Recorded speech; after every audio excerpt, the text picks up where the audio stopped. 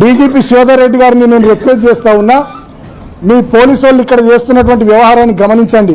మరి ఇది మీకు తెలిసి జరుగుతుందా, మీకు తెలియక జరుగుతుందా? డిపార్ట్మెంట్ పరువు పోతుంది, పోలీసుల పరువు పోతుంది. పోలీసులు కాంగ్రెస్ పార్టీ ఏజెంట్లు అయిపోయారు. కేతంపల్లి మున్సిపాలిటీ ఎన్నికకు సంబంధించి మంచిర్యాల జిల్లాలో సిగ్గుమానం పోతుంది పోలీసు వాళ్ళది. జనాలు తిట్టుకుంటున్నారు, అసహించుకుంటున్నారు జనాలు మీ వైఖరి చూసి.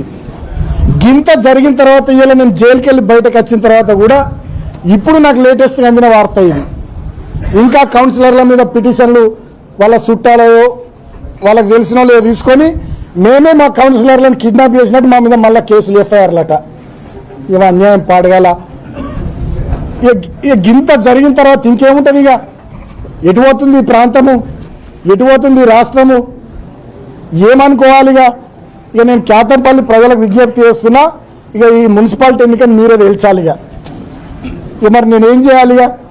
13వ తారీఖు నుంచి ఫిబ్రవరి 13వ తారీఖు నుంచి ఇవాళ మార్చి 4వ తారీఖు దాకా గిన్ని సంఘటనలు జరిగినాక కూడా ఇంకా సిగ్గు లేకుండా పోలీసు వాళ్ళు మా 14 మంది కౌన్సిలర్లకు సంబంధించి పిటిషన్లు తీసుకొని మళ్ళా మా మీద కేసులు పెట్టాలనే కుట్ర చేసి మా కౌన్సిలర్లను ఎత్తుకరావాలనే ప్రయత్నాలు చేయబోతున్నారంటే ఇక ఈ కేతంపల్లి మున్సిపాలిటీలో మీరు ప్రజలుగా ఇక్కడ ఇచ్చినటువంటి తీర్పును పోలీసులు కాంగ్రెస్ వాళ్ళు కాళ్ళ రాస్తుంటే మరి ఇంకో ప్రజా ఉద్యమానికి మనం సిద్ధం కావాల్సిందే. మరి ఏం చేస్తాం? ఇక ప్రజాస్వామ్యంలో నిరసనల రూపంలో, పోరాటాల రూపంలో తప్ప ప్రతిపక్షంగా మనం ఏం చేయగలుగుతాం? వాళ్ళ చేతిలో రాజ్యం ఉంది, వాళ్ళ చేతిలో పోలీసులు ఉన్నారు, తుపాకులు ఉన్నాయి, లాఠీలు ఉన్నాయి, అధికారం ఉంది.